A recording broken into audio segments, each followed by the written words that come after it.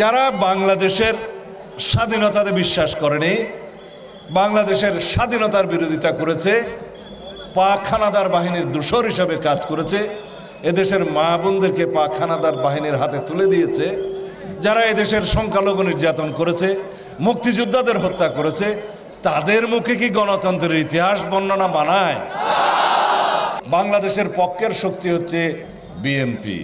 এদেশের জনগণের দলের নাম বিএনপি। স্বাধীনতার পক্ষের শক্তির নাম বিএনপি। মুক্তিযুদ্ধের পক্ষের শক্তির নাম বিএনপি।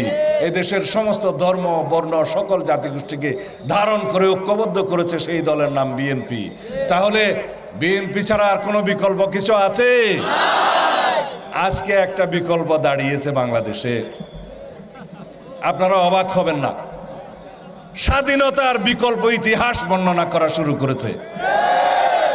এই দেশে নাকি শহীদ রাষ্ট্রপতি জিয়াউর রহমান প্রথমেই বিদ্রোহ ঘোষণা করেন নাই, আমাদের আরেকজন মুক্তিযোদ্ধা কর্নেল ওলি সাহেব নাকি সেই বিদ্রোহ ঘোষণা করেছেন।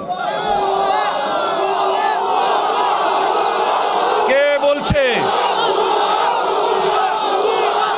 আস্তে আস্তে কে বলেছে? বাংলাদেশ জামাত ইসলামের আমির সাহেব, সম্মানিত আমির সাহেব। আস্তে আস্তে আস্তে প্লিজ আমাকে শেষ করতে দাও, আমাকে শেষ করতে দাও।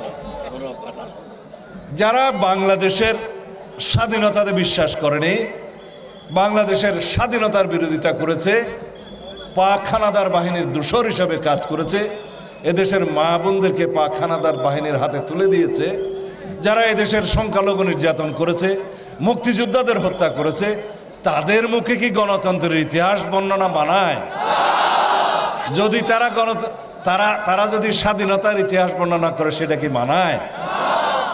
তারা যখন ইতিহাস বলবে স্বাধীনতার, তখন তো বিকৃত ইতিহাসই বলবে, এটাই তো স্বাভাবিক।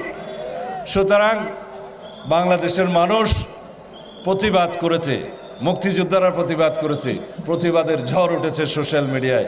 আমরা প্রতিবাদ জানাই, আমরা আহ্বান করব বাংলাদেশের স্বাধীনতায় বিশ্বাস করুন। স্বাধীনতা যুদ্ধে আপনাদের ভূমিকার জন্য এই দেশের কাছে, এই জাতির কাছে ক্ষমা প্রার্থনা করুন।